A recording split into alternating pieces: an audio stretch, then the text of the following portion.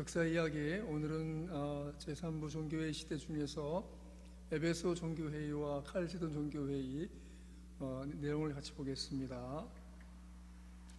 에베소 종교회의, 네스토리우스주의가 이제 핵심인데, 이 운동의 창시자인 네스토리우스는 콘스탄티노플의 감독으로 있었어요.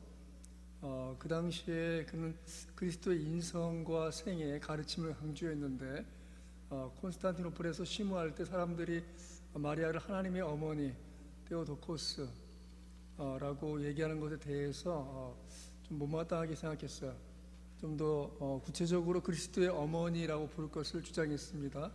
거기에서 좀 이제 그 콘스탄티노플의 그 대중들과 감정적인 어떤 대립이 있었고, 키릴에 의해서 이제 로마 감독에게 이제 호소하게 되고 논쟁이 확산되게 됩니다. 데오도시우스 2세 황제에 의해서 이제 에베소 종교회의가 소집됩니다. 그 당시의 내용을 보면 이제 먼저 그 키릴이 네스토리우스를 이제 먼저 정지하게 돼요. 그 이후에 다시 뒤늦게 도착한 네스토리우스의 사람들이 또 반대하게 되고, 거기에 대해서 또 이제 황제가 두 사람을 다 가두게 되고, 거기에 의해서 이제 다시 계속 논쟁이 이루어지다가 결국은 이제 예수 그리스도는 영혼과 육체를 소유한 한 분이시다. 그래서 데오도코스라고 하는 그 용어에 대해서 합법적으로 받아들이게 되고, 지금도 동방 정교에서는 마리아를 데오도코스라고 부르고 있어요. 근데 개신교에서는 이렇게 부르지 않고 그냥 마리아는 마리아일 뿐으로 여기고 있습니다. 결국 네스토리우스는 정죄를 받고 추방돼요. 그를 추종하는 사람들이 이제 추방되어서 그 사람들이 이제 페르시아, 인도, 중국까지 확산되는데, 그 중국에 가서는 이제 경교라고 불려집니다. 네스토리우스에 관한 그 내용 중에서 보면 그들이 이제 이후에 페르시아 쪽으로 건너가게 되고, 페르시아에서 토착 종교였던 조로아스토교와의 어떤 갈등이 생기게 되고, 조금 더 동방으로 인도와 중아시아까지 이제 옮겨가게 돼요.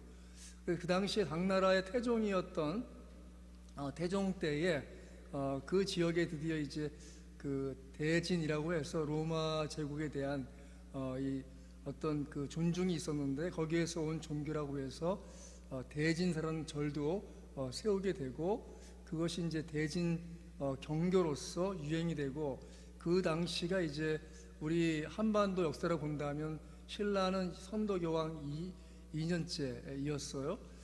그리고 이제 그 경교가 당나라 때에 그렇게 한 150여 년 동안 이렇게 좀 왕성하게 활동하게 돼요.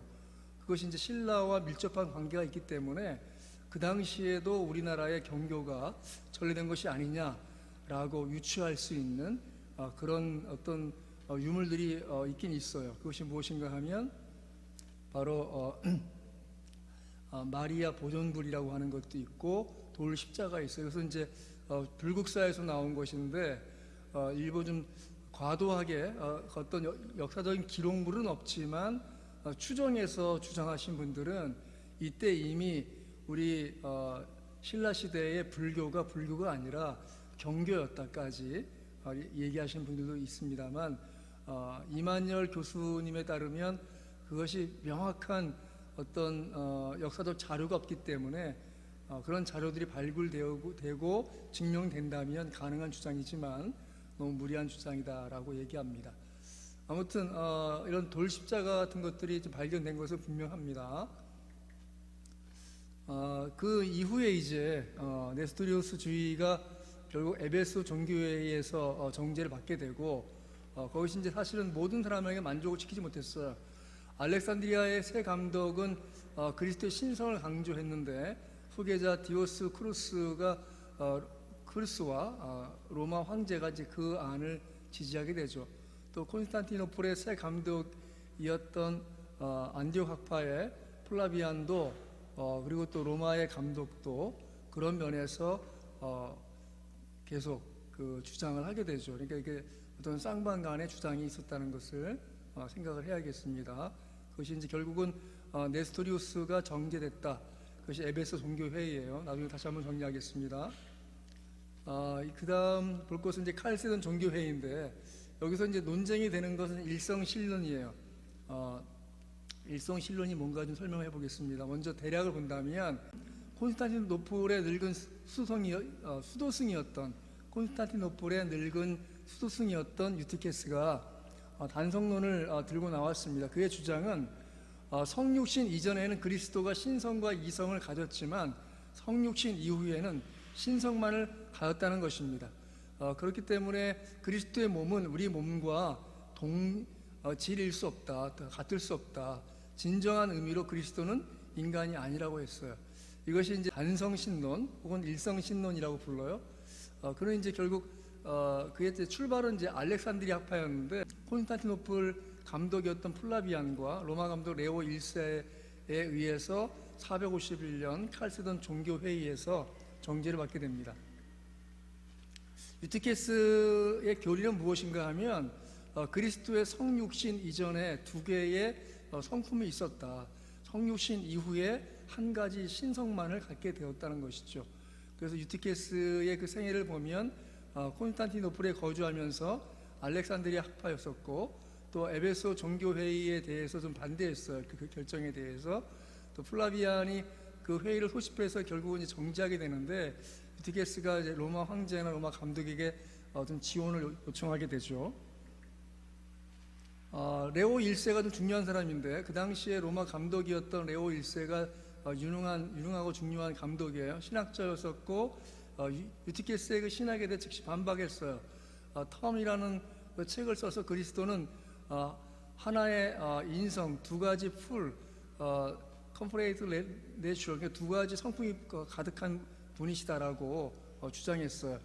로마 황제와 알렉산드리아의 감독이었던 디오스쿠루스는 유티케스를 좀 지지했지만, 또 황제가 그 회의를 449년에 회의를 소집해서 감독들만을 소집한 자리에서 레오 1세의 텀을 읽지 말라, 또 유티케스를 인정하는 일들을 해요. 하지만 그 황제가 죽고 났을 때 새 황제 마르키언이 레오 1세를 이제 복귀시키고 플라비안이 이제 동조하게 되죠. 그리고 451년 칼세돈 종교회의를 열어서 600명의 동방의 감독들이 회의에 참석하고, 그 결정 내용은 그리스도는 신성과 인성을 소유하게 하였고 레오 1세의 톰 정통 신학 서적으로 인정하는 그런 일을 하게 되죠. 칼세돈의 신조를 본다면 그리스도는 완전한 신성과 완전한 인성을 지녔다. 신성에 있어서는 성부와 동일 본질이고, 인성은 인간과 동일 본질이다. 그러니까 그 양성은 한 위격 안에서 일치되고 두 위격으로서 나뉘지 않는다. 그리고 양성은 한 위격 안에서 결합을 인해서 구별이 없어진 것이 아니라 각각 그 속성을 보존하고 있다. 이건 완전한 인성과 완전한 신성으로 갖고 있다. 이것을 이제 확립하게 되죠. 이런 과정을 통해서 교회는 그리스도에 대한 네 가지 진리를 확신하게 됩니다. 그리스도는 100% 신성을 가지고 계시다. 그리스도는 100% 인성을 가지고 계시다. 한 입격 안에서 신성과 인성이 결합되었다. 한 입격 안에서 신성과 인성이 구별되었다라고 정의됩니다. 그래서 이제 종교회의를 정리해 본다. 지금까지 본 것이 니케아, 콘스탄티노플, 에베소, 칼세돈 종교회의예요. 그리스도의 신성이 확립되고 인성이 확립되고 일인격이 확립되고 두 본성이 확립됩니다. 여러분, 우리의 신앙은 하루아침에 이루어진 것이 아닙니다. 그것은 다 정리되고 그 많은 논쟁 속에서 결론 내려진 것들을 우리가 믿고 따르고 있는 것입니다. 그래서 교회 역사를 배우는 것은 중요합니다. 계속 잘 들어주시고 그때마다 듣고 마음에 정리해 주시면 고맙겠습니다. 수고하셨습니다.